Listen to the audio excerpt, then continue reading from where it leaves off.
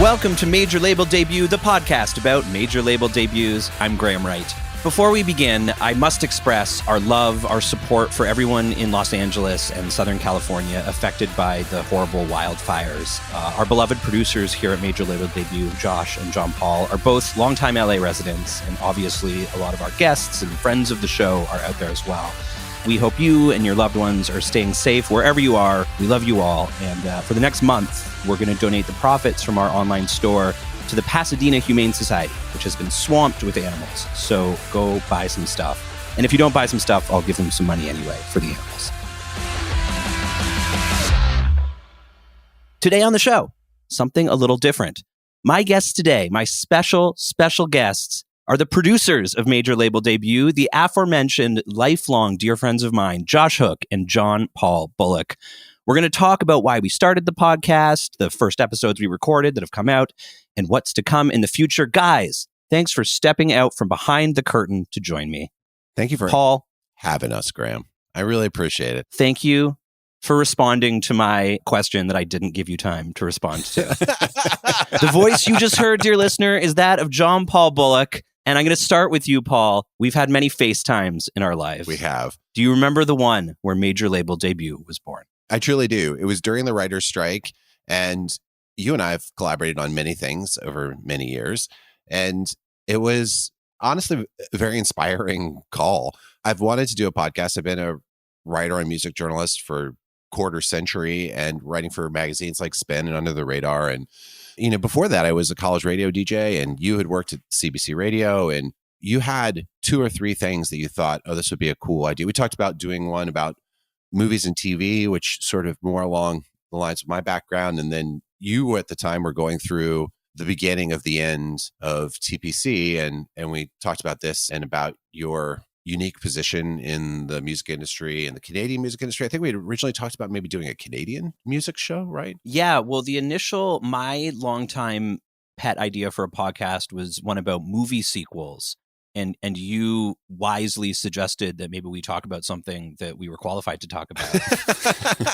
And I think that it's really interesting that we got to Major Label Debut, because there is the thing that interested me so much about movie sequels is they're these like self-conscious creations that come up for entirely business reasons. They're less frequently objects of like creativity and art. They're reactive brand extensions. And that notion of art and commerce bashing into each other and sort of the shore where the waves hit is kind of the same exact thing that we first got excited about with Major Label Debut, right? Totally. And also we discussed at length wanting to know what other people are eating all the time and learning about the food that people are eating as they record things. It must have been near lunch, honestly, when I think about that phone call. It must have been like 15 minutes before lunch. I can remember a lot of FaceTimes where we're both sort of standing and making a sandwich while we, outline our plans for world domination and podcast glory. This just, as soon as you brought it up, we immediately gelled on the idea and started. I mean, I think with that day, we made a list of 100 bands we wanted to reach out to. And super obvious that we wanted to do it with Josh. And that was, I think, literally the next phone call. I think we got up. We're like, all right, let's call Josh, sucker him into this. Josh, of course, my longtime bandmate in Tokyo Police Club, as well as my Major Label Debut mate. And it is for me, certainly the fire in which my curiosity about how music is created within the bounds of the music business came naturally out of creating music in the music business with Tokyo Police Club and other bands for years and years. And, Tokyo, as I've mentioned on the show, whenever I've had the opportunity to, took meetings with all the major labels and a lot of other labels besides. And even though we never signed to them, we have worked with enough people who worked at majors, and we worked with bands who worked with them, and et cetera, et cetera. And I was just so endlessly curious, and I wanted to know what it was like in that world. And I think for my selfish reasons, the podcast was sort of a means to that end. Although, as we'll discuss, my expectations were sort of pretty far off what we've learned so far. And Josh, I was wondering on your end, did you have any thoughts or expectations or even just questions you wanted answered from these people who lived the major label dream, such as it was? I think I was expecting a lot of horror stories, or that art suffered at the hands of big labels, and hearing these stories that largely, at least for this whole first season, have been about how much it helped support and created, just a new level for the artists and songwriters and producers to create. And I'm pleasantly surprised to be wrong about it. I know exactly how you feel. And I thought my whole life, we're millennials. We grew up in the 90s and the 2000s. And the only narrative arc I knew about major labels was it sucks. They take your creativity, they take your money, it's a deal with the devil. That's sort of the stereotype. And having talked to a handful of people who have gone through it, I now feel so silly and naive for having so thoroughly bought into that notion that I based an entire podcast around it and phoned up Dave Perner and the guys from Mudhoney and with full confidence and gusto went in to hear about their horror stories, only to sort of listen in dawning awe as they describe this sort of dreamlike scenario where they got all the money and all the resources and all the good parts, and the devil left them alone and let them rock. And I mean, maybe that's a function of the people that we've reached out to who are cool and confident and were not going to put themselves in situations like that. And that's been one thing that's been so pleasantly surprising for me too. And I don't know why. I was a little intimidated by asking people about their, financial details, and people have been so generous and giving and to also just be inspired by these people, that almost all of them have had careers that have lasted for decade after decade after decade, and they are okay. Yeah. And in one way or another. I mean, some more battle scarred than the others, but it's just cool to be like, oh, I can take a little bit of this person's vibe or this person's energy and incorporate that into my own thing, Yeah. And I suppose to some extent it might be self-selecting. Someone who had a horrible soul-destroying experience with a major label might be a little less likely to answer an email about spending an hour yakking to me about it. Just did the work to move past this, and now you want to open it all back up again. I have a feeling there's a few of those in the mail, though. A couple of the artists we've reached out to in the coming episodes, I think, are going to have had more complicated relationships. I think our listeners are really going to enjoy the episode where I hypnotize Britt Daniel of Spoon and use past regression therapy to withdraw the toxic memories of their Capitol Records stint. For the listeners, John Paul's role, excuse me. I'll take it. I'm so colloquial. I'm so used to our FaceTimes where saving that one syllable has saved me literally hours of my life in which I can make and eat sandwiches with you. John Paul is our resident knower about bands. I love music. Josh loves music. We love bands. I expect if you're listening to this, you have at least a passing interest in those things. But I'm sure, like me, many or most of you have, one or two friends who can just go. You can just let them off the leash and they'll just talk about bands and know the stories of the bands and the albums the bands put out and who produced them and who played on them and what labels they came out on relevantly. And for us here at Major Label Debut, John Paul Bullock is that man. Every episode sort of starts with us, of course, on FaceTime, where off the cuff, you just narrate to me the sort of main points, the highlights of every band and act's career. I find it incredibly impressive.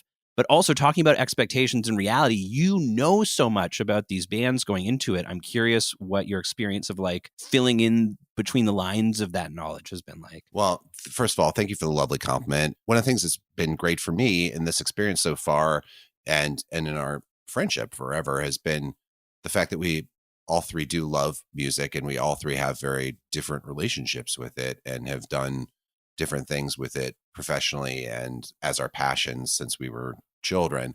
As not being a band guy, you two guys are band guys. I've been a hobbyist musician my entire life. And one of the things I had as a kid, and actually I think I still have it right here. It's called The Rolling Stone Encyclopedia of Rock and Roll. And when I was about 11, 12, it was kind of a comfort book for me in my childhood home. It's kind of like reading the phone book, but I just started to learn about bands because I'm a few years older than y'all, and I come from the pre-internet age where to acquire music and listen to it was more difficult, and I had to, make some kind of sense of it. And my folks love music, but we didn't have a lot of albums around the house, and I started to obsessively buy stuff. I mean, by the time I got to college and was a college radio DJ, I had thousands of CDs and LPs and cassette tapes. And I just was really into learning about bands from an early age and playing in bands and that kind of thing. But it was very clear to me early on that I didn't have the talent of guys like y'all, or the maybe the drive to do it in the way that y'all did it. So the word you're looking for is government grants. That's true. It's really interesting to me. You know, I have I'm at the point of my life where I have a number of child acquaintances. And there's an age, you know, around like 8 or 9, where seemingly there's this interest in learning about stuff without necessarily consuming the stuff. Like, for instance, I know one young man, one child who has, I'm just trying to be protective of my personal life and privacy. This isn't like a club that I have of children who I do market research on. It's there's reasons for me to hang out with them. I swear to God. How many of those children are you straight up enemies with, though? That's what I want to know. I would say it's anywhere between 1 and 4 given the day. One of my child compatriots has this book about Godzilla, and it's about every Godzilla movie and the history of Godzilla, the IP, and all the characters. And you ask him, like, oh my God, I have all the Godzillas right here. Do you want to watch the first Godzilla or any of these Godzillas? He does not want to watch the Godzilla movies. He's not interested, but he wants to look at the book, and he knows about Mothra and Godzilla's son. Godzilla had a son in a lot of movies, and he looks like he's a character from the sitcom Dinosaurs.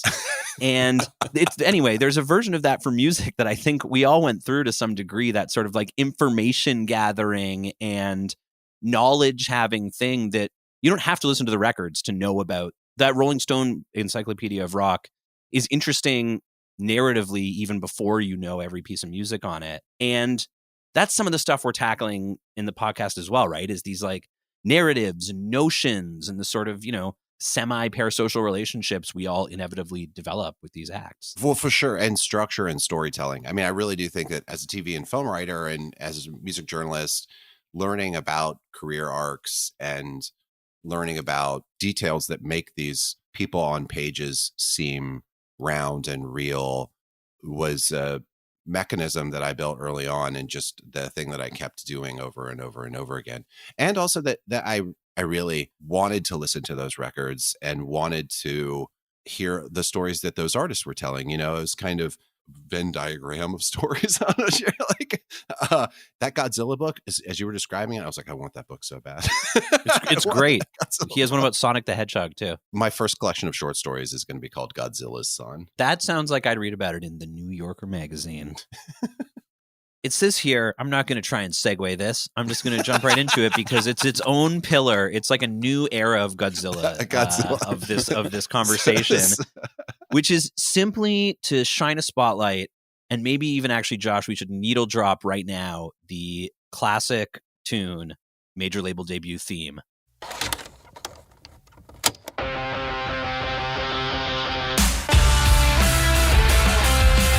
And of course, this music that you are enjoying. Played this earlier on? Are we starting? I know we're doubling it up. We started with it. It's happening here. It's happening at the end. It might happen a few more times too. Okay. This music, of course, is by the great Greg Alsop, drummer of Tokyo Police Club, composer of many great pieces of music for television, for pop radio, producer, mixer, remixer, father, husband, son, lover, dreamer.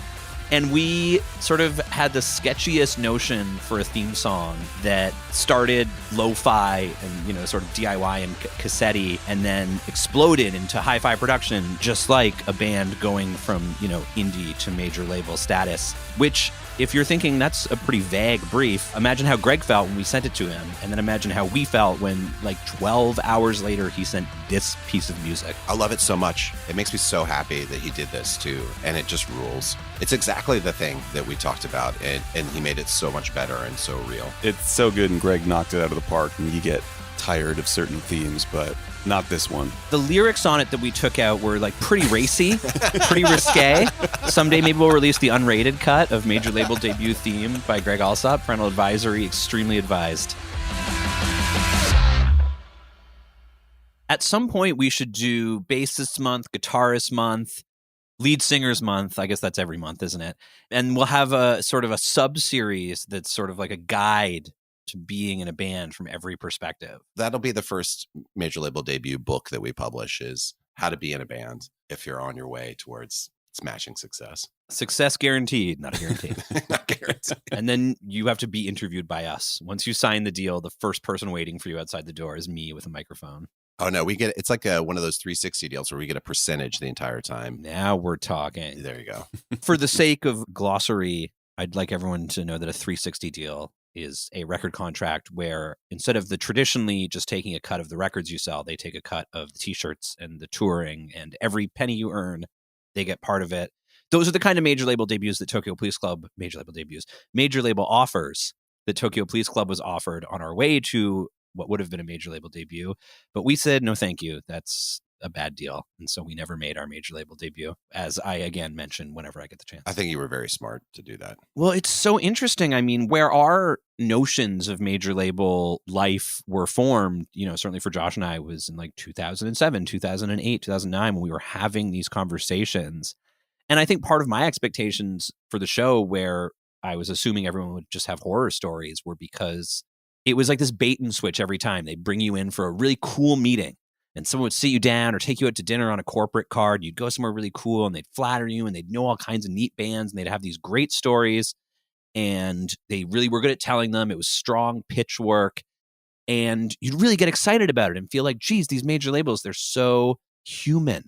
And they love the band. And this guy knew the names of our songs. And he seemed to have a really cogent vision for what could be done with the band. And then they would send the offer and it would just be dog shit.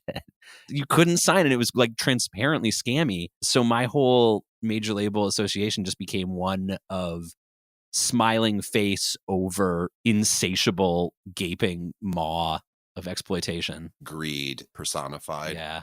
But that's not what it was like for any of our guests, at least in the first batch of interviews and conversations that we're summing up now. And I thought that maybe we'd sort of run through them quickly and revisit the conversations we had. And I'm really curious about your guys' reactions, because I sort of, I'm on the computer screen.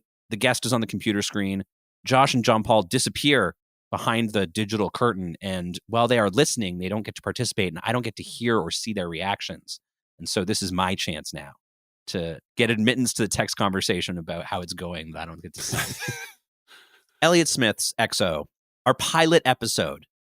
The next thing after we decided we were going to do it, after the three of us got together, we called up our friend, our colleague, our mentor and teacher, Rob Schnaff, the great producer, to talk about Elliott Smith's XO. And he really helped us make the podcast. I mean, it's hard to believe that this was done over a year ago. Wow. And that guy, he's the best. The best. He's the cool older brother that I wish I had. I love my younger brother and sister. They are awesome, but I always wish I had a cool older brother. And Rob, every time I'm like, can you gently tease me about the big star or whatever?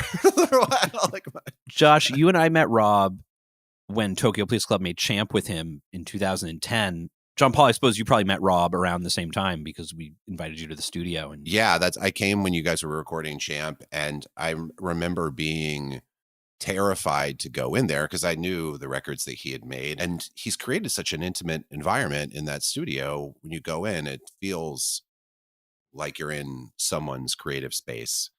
But he was so welcoming and funny and kind to me from the moment I met him, and he has been that guy to me. And it's funny because I run into him occasionally in LA. Like Josh and I ran into him at a show pretty recently, and he is the guy. He's the real thing he's the most real record producer I've ever, like, the whole thing is real. Everything about him is real. Yeah, he's one of the realest music business band adjacent people I've ever met. And I think that's really clear in the episode, what kind of a guy he is. But Josh, I think my impression of everyone in the band was we didn't really understand what a big deal he is. And, we knew that he made the Elliott Smith records. We knew he made the Beck record, the Vines record, but I don't know if it was just because we were young and we just felt entitled to walk through any door, or if it's because we didn't put together the reality of the fact that this is the literal same dude who like his brain and body made those records, and now he's with us. What were your first impressions of Rob? Do you remember meeting him for the first time? I'm ashamed to say I don't remember meeting him for the first time, but I remember because we had started making Champ in New York with a different producer. And, you know, the label heard the first versions and they were like, we're not really seeing what you're doing here. We want you to work with somebody else. And that person is this Rob guy. And so I think I was just ignorant of him other than knowing Elliott Smith, Beck, like you're saying. And being in the studio with him, my idea of like, oh, this is a guy that the label recommended versus this guy can create such a cozy environment. And I think he says in the episode too, it's like my whole role is to create a place where you can be creative and where ideas can flow, and let's chase down this idea or try something new. And I think, yeah, to the earlier point, it's hard to overstate how much Rob being involved with this really helped launch it. He's so generous with his time and can't thank him enough for doing it for us. Yeah, and another thing I would say is I really, really liked Matt LeMay's book. Matthew LeMay wrote a 33 1/3 about EXO that is where he interviews Rob a bunch and a bunch of other people who are in Elliott's orbit, including Margaret, Rob's partner, and who's Elliott's manager. And there's an old Elliott Smith fan community called sweetadeline.net where I found a bunch of information. And as we were writing this thing, Graham and I going through all the details and stuff we wanted to ask about the experience of this, those were two very, very useful resources. Yeah, and I just always feel like I gotta pay tribute to any like online community that still exists. As a young internet nerd in the late 90s, early 2000s, I feel like I spent a lot of time on boards that were it was pretty active in those days. You could find a thriving message board about just about any topic. And there's not many of them left now. They all turned into subreddits or Twitter accounts, or not. They turned 40 and stopped having a website. And so if anyone who's, hanging out and posting on the Sweet Adeline fan community is out there listening, God bless you for keeping the torch burning, because I love forums and I wish there was more of them still out there. Yeah, and the subreddits for almost every one of the artists we've talked to so far, and like the kind of the indie subreddit and then the grunge subreddit, all the people who are in there doing that, it's pretty amazing. The immediate responses we've gotten to each of these episodes, how supportive they've been, how people have offered ideas for future episodes, the engagement without really very much engagement on our side, just kind of posting stuff in there and being like, hey, check this out. People have been so kind and have given time and genuine feedback. And it's been really uplifting and feels great. And for anyone out there that's just, if you care at all, if you're interested in writing music, producing music, mixing music, just any doing anything creative, honestly, there's also a lot of great Rob Schnapf content on like YouTube. There's a lot of long form interviews where he shows off his studio, and it's just, the man can't seem to open his mouth without saying something wise. I think he would hate me saying that. I don't think that he thinks of himself in that way, but I just find his worldview and outlook to be so like creative and artistic. That Earthquaker Devices video that he does, the Show Us Your Junk. Yeah, that is totally awesome. It definitely would give you a sense of where these guys made that record and the vibe I felt walking in there as an outsider. Although he does talk a little trash about Chris Isaak, and my wife was watching the video with me and she is like mad at Rob about it. She's team Chris Isaak for sure. We need to bring enmity back. Everyone's very nice now. Or one time someone was mean, they shot Drake's security guard and now he's suing Universal Music.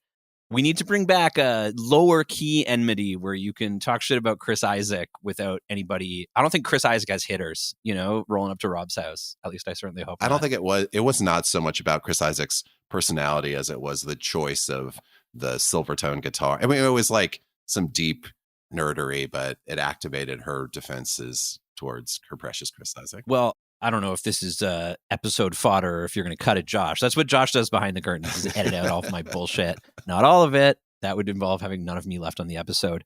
Chris Isaak, say what you will about his music and his guitar tones, turned in an excellent performance in the film Twin Peaks Fire Walk with me. And we're having this conversation minutes after news broke that the great director David Lynch has died And I just feel like I got to shout out anyone who played any part in a David Lynch production, because that shit's a gift. Oh yeah, I mean, for totally, Chris Isaak also rules, and then yes, David Lynch forever, David Lynch all day long, all night long. It was not a surprise to me that the Rob Schnapp episode went so well. You know, we were really lucky, as Josh said, that Rob said yes to being on the show because he's generous and he's a pro, and we knew it was going to be great. My biggest surprise of the season was how amazing and like edifying and enlightening our conversation with Glenn Phillips of Toad the Wet Sprocket was. I will confess that when Toad the Wet Sprocket was sort of new and contemporary and putting out their major label debut, I was not really that present for it. It's not a band that was like one of my formative groups. And one of the cool things about this show has been exploring and spending a lot of time with music that I had previously, for whatever reason, missed or passed out on. And that episode with Glenn, he signed off the video chat and the three of us just sort of sat there with our arms raised in triumph. Yeah, I mean, it was the first time I was like, this is totally going to work. Our podcast is going to work. And also just like the starting to notice the patterns in these careers, you know, that he started his band in high school, like y'all, and he had a really interesting relationship with his own career and understanding of what he'd accomplished. And it was very inspiring. And I felt like, oh, we can do this. We can do hundreds of these if we want, you know. We know, Josh, that the way that plugging your art, your songs that you create with, you know, your heart and your soul, and that you pour yourself into, and then you plug them into the music industry, and it all gets taken from you a bit, and it takes on a different meaning, and it belongs to more people than just you. And that's the beauty of it and the joy of it, and that's part of it. But you can find yourself, I think, sometimes alienated from your own creativity. And I really got the sense from Glenn that he'd like found his way back to it, and he had gotten reacquainted with what was important to him about music and creativity. And he had such a good sense of like where Toad the Wet Sprocket and his solo work and his business work, where those things intersected, but also where music was absent business or not part of business, and then how valuable that is as well. And my good friend Tom Power, to name drop, we always name drop on this podcast, and he's a broadcast legend, so we must associate ourselves with him in the public mouth wherever possible. Years ago, when we were first friends, we were talking about the What the Fuck podcast, the Mark Maron show. And as many people in those days were doing, I confess I was griping about the long opening segments where Mark Maron would, you know, contextualize the guest or talk about what was going on in his life or scold his cats or whatever. And Tom said something that I never forgot. He was like, you got to think about it like it's a show where this guy who at the time never made it all the way to the top of the comedy ladder is interviewing all these guys who did. And he's like figuring that out about his own life and his own career through these conversations. And I found myself thinking of that over and over as I had these conversations, as our band's Tokyo Police Club, the only job we've ever had, basically, the thing we've been doing since we graduated from high school, as it came to an end. And I found myself, and we found ourselves confronting life beyond that, outside of the band, outside of the life of music, outside of the dream. And all of these conversations, I think, have been like, for me, a way of processing that. And Glenn was the one where I really realized that. It came home really hard. Yeah, like what the dream is actually. Is the dream something completely different than what you think it is? Is it to move to Bob Mayer and the Replacements and Tim and his incredible book, Trouble Boys? Is interesting to add an additional layer to that of one more person. We're interviewing a person or you are interviewing a person who is been interviewing other people, and that kind of like considering someone else's opinion about a third party's work, I thought was a really unique experience for me too. Dude, that book is such a banger. The best book about music I think I've ever read, honestly. It has this, like, you could just put it on a satellite and blast it into Jupiter orbit, and like if all that was in the satellite was Trouble Boys, it would contain all the information really that you need to know about people. He did the thing. He like is a real journalist in a time when there are no more outlets and people are struggling to make sense of how. And he's also contributing stories to, like, you know, the New York Times and blah blah blah, all the top outlets. But like Rob, I think that he's another real one, and that there's no there aren't many of these dudes or ladies left in the universe. Well, with Bob, it's so interesting because he now has like sort of passed through the membrane that exists between like critic and journalist and commentator. And he's become kind of a curator and an archivist. Obviously, he oversaw several replacements, reissues. He is deeply involved in the amazing, giant, make me want to spend $600 on a box set of vinyls just for his liner notes reissues of Yankee Hotel Foxtrot and Ghost is Born. And I can't imagine trusting a journalist who, often bands and journalists have kind of an adversarial or at best sort of uneasy relationship, and to bring him into the fold that much is just, it really speaks to obviously his quality as a lover of music. Well, it's so interesting for me to watch you two guys who have done thousands of interviews yourself, but be on the question answering part of it, now be on the question asking part of it. And somebody like Bob is a guy who that's someone to emulate, I feel like, in terms of how journalism actually should work. And the Mudhoney interview and Mark Arm and Steve Turner's book is another version of that, but it's just him writing about himself, which I thought was really so cool and interesting that we sort of got two different versions of that. And I think we'll have more of those as we get more journalists in here and get more people who've written autobiographies. My wife was just reading the Cher autobiography, and she was like, you have to read this right now. And so it is next on maybe we'll get Cher. Cher, go on major label debut. Please, Cher. Please come on our show. Mark and Steve from Mudhoney was the only other time on major label debut that I spoke to two people at once. Is it weird to you right now? I find it pretty easy to talk to you guys. I think cumulatively speaking, we have spent a lot more time, the three of us, talking than I have with any of the guests on major label debut. It's just that we don't usually press record on our conversations, which we've missed out on some good stuff, which I will now recount from memory. In June 2008, Paul, you made a joke about The Sopranos. It went as follows. No, I just wanted to talk about Mudhoney. Well, yeah, I mean, that book, Mud Ride, everybody should buy Mud Ride. Everybody should buy Trouble Boys. Everybody should buy Mud Ride. Everybody should buy Keith Cameron's book, The Sound and the Fury Out of Seattle, which is another thing I read during the prep for this interview that was definitely worth considering too. But listening to Steve talk about Seattle in that period of time, for me, that's like because I'm a little bit older than Graham and Josh, the 90s in Seattle, that is the music that formed me more than anything, And so it really was genuinely thrilling to hear these two guys talk, and for them to be so nice and cool, and to know that the records they make today, like their last album, rips. Yeah. In Seattle on the Tokyo Police Club farewell tour, and shout out to Seattle because that show at the Crocodile was top 5 on that tour for me. I swung by what used to be called the Experience Music Project, and maybe now is like a different kind of thing, and had a lot more Matrix props than I was expecting. But it's a beautiful, famous Frank Gehry design, sort of scrap pile, grand, beautiful contemporary thing in Seattle.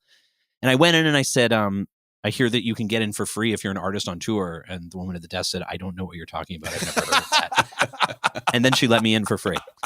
And they still had one exhibit that was it was mostly Nirvana centric, but it was like the Seattle music scene and Nirvana. And they had tons of, like, oh my God, that's like the acoustic guitar from Unplugged, and there's a set list from a show, and there's like Kurt's cardigan and Chris bass or whatever. And it was so strange because here I was on tour, and we'd had the conversation with Steve and Mark from Mudhoney a month, 2 months before. And suddenly you're at a museum, and behind glass where like the dinosaur bones and the samurai swords usually are in a museum, it's like a Fender Stratocaster and a rock band's stuff, which to me is like the stuff of life and the stuff of work. And here it was sort of frozen in amber. And there's a whole generation of people for whom they're like, I don't know, like Kurt Cobain has been dead for 20 years before I was born. Yeah. And so to get to talk to guys like Mark and Steve, who not only were there, but are still there. And there's a direct continuity between then and now with those guys. And it brings it back to life. And it reminds you, as Rob said on his episode, where sometimes you have to get up and walk away from the speakers so that you can remember that you're listening to music. Yeah, I mean, it's one of the things I find every time I order something from Sub Pop, a record or whatever, the return address it comes back. It says Mark Arm Sub Pop, like he's the name on the thing because Mark works there now. And shout out to Frank and Becca Zeitz. They are just the best people. It's just funny to like through this process meeting these people who work at the thing and are in the thing all the time, and that's their life, and that they're part of the fabric of this, to me, like historical institution. Yeah. And yeah, I encourage you to order something from the Sub Pop shop just so you can get something from Mark Arm sent to your house. I'd also like to shout out the bizarre flattening effect of the fact that we're doing all of these interviews on the computer. And so literally everyone listening now knows what I mean when I say I'm looking at a bunch of Zoom tiles on my computer screen. And it's so surreal to go from talking to Josh and John Paul on Zoom, or, you know, if it's 3 years ago, talking to my therapist and all of my friends and Zoom trivia. And then here's Mark Arm, Steve Turner, you know, here's these rock and roll gods, these legends that you think you should be sitting in a studio and their staff opens the door and ushers them in and like shows them where the chair is. And they're just guys on the computer, which is what a time to be alive. So weird. It's We're all so just weird. guys on the computer now. Yeah, everyone is a guy on the computer. Or a gal on the computer. Yeah. Or a whatever you choose to be on the computer. And we only, so far in the first batch of interviews, we only got to talk to one woman. And it's, well, because we're talking to a lot of musicians from like the 90s and the 80s, there's obviously like kind of a skewed representation along any axis you care to name, and gender is certainly one of them. But that made it extra special to talk to Brenda Sauter, the bass player of the Feelies, about their record Only Life. And unsurprisingly, it was one of the funnest chats we had, right? Low key, it actually might be my favorite one, although I kind of do love all of them so far. Just listening to her, she was so gracious and so smart and so prepared. We had a conversation after this about, have the Feelies figured out the ideal setup for sustaining their band, especially in the context of Josh and Graham's band ending. It's like listening to Brenda having gone through that same experience and then found a way now to like continue to play a handful of shows every year and have a whole different life and play with a bunch of other people. It was really cool. Mudhoney is a great band, and I feel like there's so much to learn about being in a band and making art and creativity from those guys. But in terms of their role in the rock and roll firmament, I didn't find my life that comparable to Mudhoney's. You know, that's a band that sort of lived a different life and experienced a different path through the industry. But the Feelies were sort of one of the first indie bands. You know, they're from when that whole concept was just becoming a thing at all. And Josh, I was curious because we've talked to, you know, one producer, one author, a couple of people from like so-called, you know, bands that sold a lot of records that had hit singles. And then in Brenda, talked to someone from a band that was more independent and more cult and beloved. And I was curious if any one of those sort of genres of folks we talked to resonated more or less with you, if you found yourself grabbing wisdom more from Brenda or from Dave Pirner, who we'll talk about more in a minute, or et cetera, et cetera. I mean, and this is kind of a cop-out answer, but you learn something from everybody. And regardless of their experiences or the success level of the bands or how long they've been around, like everybody has, even after spending so many years in the music industry, you're still always learning. And it's almost like therapy behind the curtain when, you know, we turn our cameras off to just listen to these amazing people with accomplished lives and super creative people. It's just nice hearing people talk about the thing that they really enjoy doing. It's been nice hearing it from all angles. Yeah, nobody seems to not like it. Maybe that's not something that people share on a podcast, or maybe they wouldn't do the podcast if they didn't like it. But it is really nice that you know, talk to folks at all points in their career and people who've been doing it for decades, and they just seem to basically like going to work. Yeah, for sure. Or we need to have more pointed questions about, like, give us some dirt. That's a great point. Who do you hate? Sure, you like it now, but what about when it's 3 a.m. and you have to keep driving the van and it's a snowstorm and you're tired and the show's not selling well anyway? You try to open the door, but there's too much blood on the knob. And the other guy who talked about being in the van was Dave Pirner, who's a man who maybe most of his career wasn't spent in the van, but he put in his time. And that's the last episode before this one. And I've got the most text messages about it. Was certainly the most like had the biggest hits of anybody, like Runaway Train Yeah. and Misery, and that those records were just huge. I mean, I remember I think Bill Clinton talked about Runaway Train, you know, that it would reach that level of, you know, and he was in the press because he dated famous people and stuff like that. Like he was kind of, I guess, most famous person we've talked to. So much is it? Are you a little intimidated, Graham, by talking to famous people?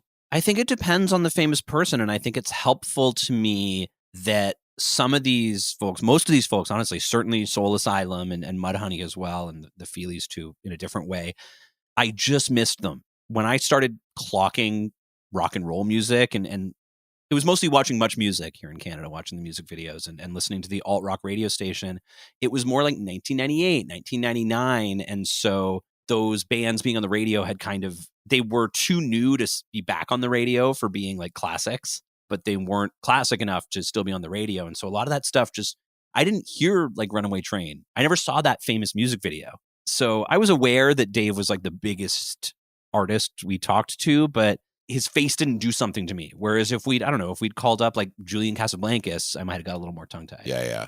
Monkey from Korn. Yeah. Well, actually, this is a great opportunity to announce our new mini-series following the leader, the story of Korn. I'll be interviewing each member of Korn and sharing my sort of Freudian analysis of the music video for Freak on a Leash. Who is the freak? Is it America? What is the leash? Capitalism? Stay tuned to find out.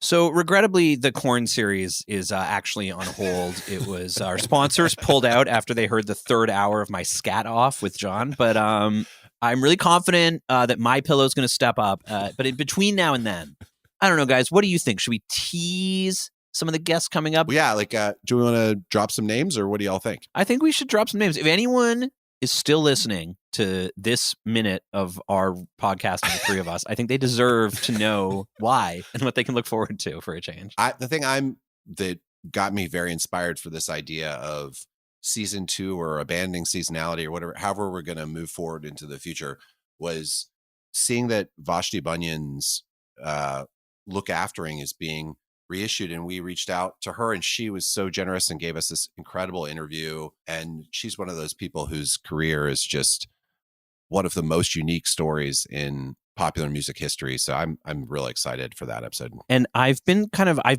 proudly telling everyone who will listen about that I got to talk to Vashti Bunyan, and I have been dismayed by how many of them have said I've never listened to her music. And so if you too are unfamiliar with Vashti Bunyan, all 3 of her records are amazing. Her first one, Just Another Diamond Day, which is what we talk about on the show, is like magic. It's like a perfect jewel that just exists in the world for you to hear. And each of the songs is like, it sounds like the music that the string theory strings are vibrating at. It just is like, it's so beautiful and so ethereal and like intuitive. It doesn't sound like a human came up with it. It just sounds like it came out of the rain or something. And we got to talk to Vashti Bunyan, who is a human, who wrote all those songs in a pretty amazing and unique circumstance as well. And that rocked. And for me personally, going back and listening to her singles before that record, I'd seen that they had been reissued, but those to me were like revelatory. I was like, oh, she could have been a big pop star, you know, she could have been all these different things. And what she ended up being is inspiration for a lot of other artists and making great records later in life too. But like, it's just, you know, the places that people will go. And one of the things about this podcast I've really enjoyed so far is that idea of like the what ifs and talking about different forks in the road for different artists. And she had a pretty big fork and a giant trajectory change, but then sort of came back around into this whole new universe, and really cool story. Her music is also notable, aside from those early singles, for featuring a pretty pronounced lack of drums. And a pretty pronounced lack of drums is not the theme of every other conversation that we had, other than Vashti. Of drummers. We had an amazing conversation with Sammy Cohn, who's the drummer for the Canadian band The Watchmen, who's a band that I was really aware of as a Canadian growing up in the music video era. They were prominently featured on Much Music. I heard the songs on the radio all the time. They're, you know, an amazing example. And there's a Canadian thing that I want to continue to explore more and more, because thanks to the Canadian government grants and the Canadian content laws that I joked about earlier, but are very real and very meaningful in sort of like building what unique cultural institutions this country has. And in the 90s in particular, thanks to Much Music, I think, a lot of really interesting alternative rock bands got to have not just careers, but like well-funded recordings and expensive music videos and big tours. And the Watchmen are one of those bands. It's really interesting music. It's not what you'd call straight down the middle pop, but it was big and it's full of hooks.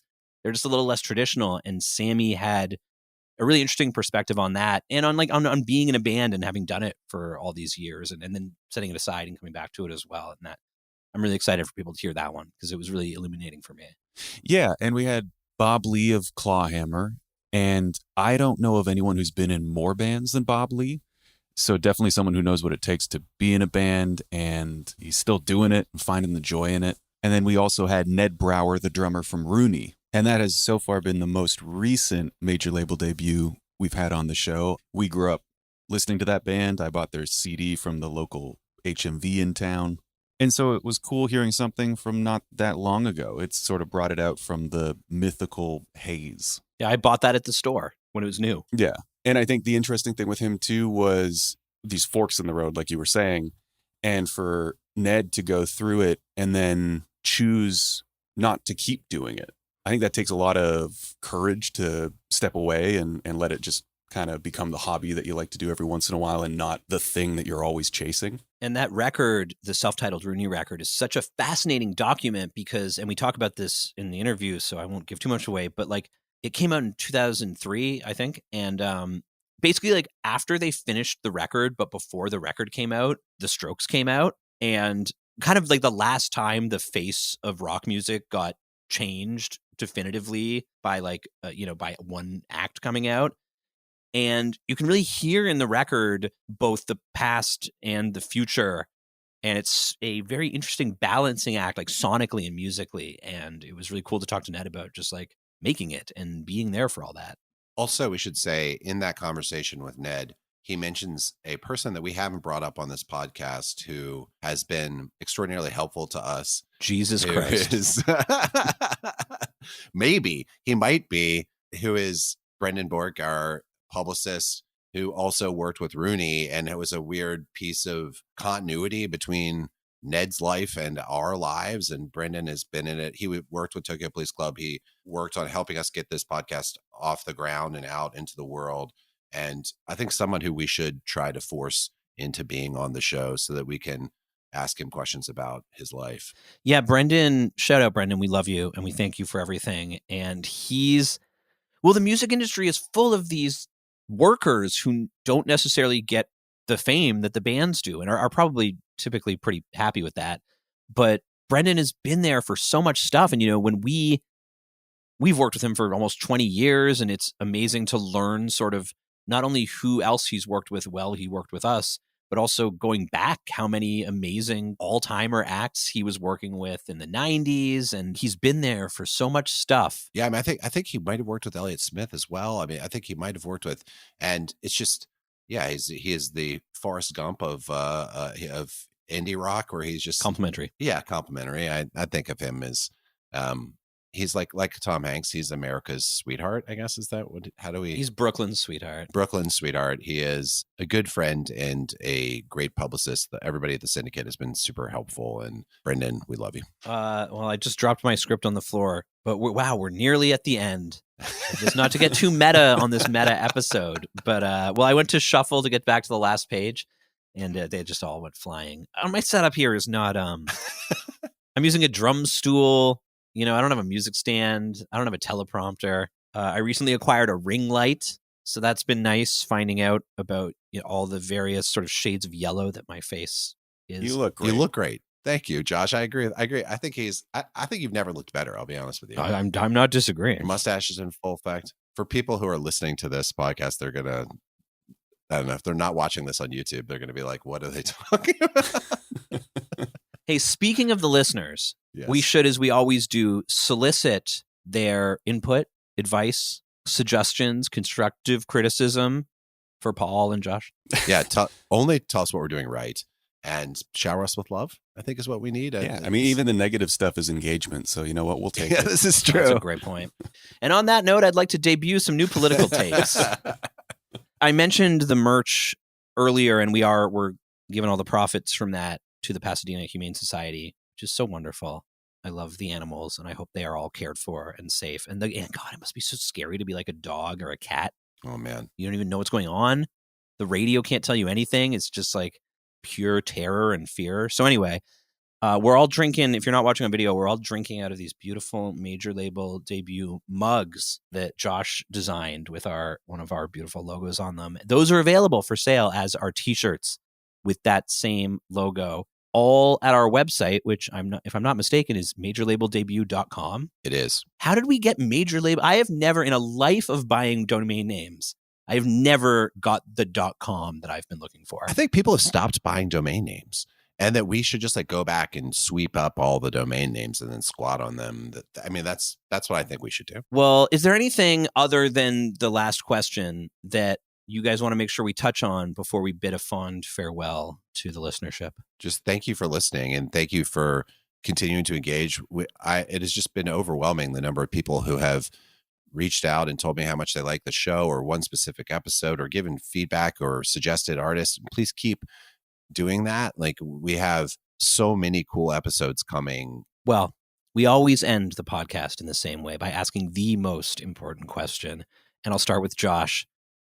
Well, we've been making Major Label Debut, recording. Well, you've been off camera. Well, I've been doing the drudgery work of talking to these musicians, asking them questions and hearing their answers. What have you been eating? In addition to coffee out of this wonderful mug, a neighbor brought over some leftover tacos. I got them last night, and I reheated them for breakfast with homemade salsa. They are delicious. John Paul? So almost every day of my life, certainly Monday through Friday, I go and get the same salad at this place that is in Koreatown in Los Angeles. It's called Open Market. And we're all black.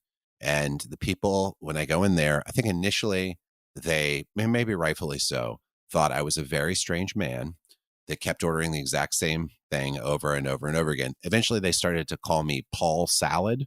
Like, they would write Paul Salad on the outside of my salad box. I would call in the order, walk over there, and everybody who works there, like, unfailingly is awesome. They're all super cool and smart, and have like one of the guys is in this cool band called Garbage Barbie. They all have they make art or brew their own coffee or bake incredible cookies and baked goods. And the dude who owns the place seems like a great man. And like they just, everybody has been so cool to me. And this salad has kept me alive now for years. I've literally had it 100+ times, and they are, I want to say thank you to everybody at Open Market for being great and for your delicious salad, which is a half market salad with chicken and avocado, no cheese.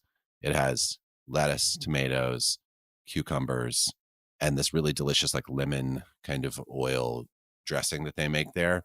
And if you're in K-Town, it's a great local business. Go there, ask for the Paul Salad, see if they even know what I'm talking about. Like, it'll be very interesting. But it sounds like you're going to get a gram of weed. Can I have the Paul Salad? Yeah.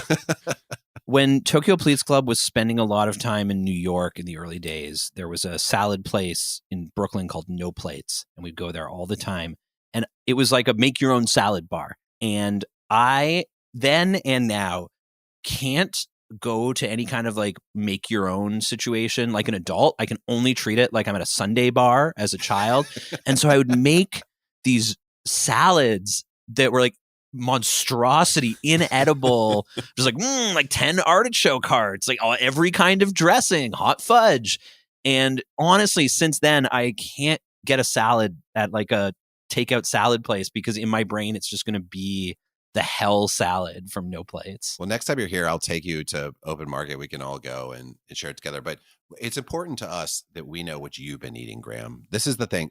It's appropriate that we end this episode with you talking about your diet. It's true. Well, I learned how to make granola. I figured out how to make homemade granola. And so now every day for lunch, I have some granola and blueberries and some nice Greek yogurt. And I heard that berries in the afternoon give you like a little energy boost. They help you avoid that like 3 o'clock, 4 o'clock crash. And we've been doing most of these conversations or whatever in the early afternoon Eastern Standard Time. And so I always have my berries and yogurt and granola. That sounds delicious. I can't It's wait great. to try It's it. really rewarding. Makes me feel cool to, cook up a batch of granola and then you get to eat it all week. Wait, how do you cook granola? Oh, it's so easy. All right, check it out. This is how you make granola. It's like a half cup of whatever, oil, half cup of like honey or maple syrup. I use honey. You put in like a teaspoon of cinnamon and like a half teaspoon of salt. Whisk that up together. 4 cups of oats, like a cup or half a cup, whatever you got, of like sliced almonds. You can just buy sliced almonds at the store. Stir it all up good. Flatten it out on parchment paper on a baking sheet. 10 minutes in the oven at 350. Stir it around on the baking sheet. Reflatten it. 10 more minutes. Take it out. Let it cool completely. Then you just break it up into little granola clusters, and you're done. Smells good. House smells good. Wow. Well, for this year, 2025, I think that's a very inspiring way to start the year. That we've got a new granola recipe for everyone. And I think it's a very inspiring way to start the next chapter. We were going to call it season 2, but now it's just more major label debut. There's no more inspiring way to start it than to converse with you two, my dear friends. John Paul Bullock, Josh Hook, thank you so much for this conversation. Thank you for having us on your show, Graham. We really appreciate it. Pleasure to be here. Major Label Debut is, of course, produced by Josh Hook and Paul Salad. Our theme music, as discussed and as played at least twice already, is by the great Greg Alsop. Our website is majorlabeldebut.com. There is merchandise to buy there to support our beloved Cats and Dogs in Los Angeles. We have social media. We're on all the social medias. You know how to find a thing on social media. I'm not memorizing every single handle we have. Whatever social media you like, you can find us on it if you just try. I believe in you. And Major Label Debut will return with more stories from the intersection of art and commerce. So long.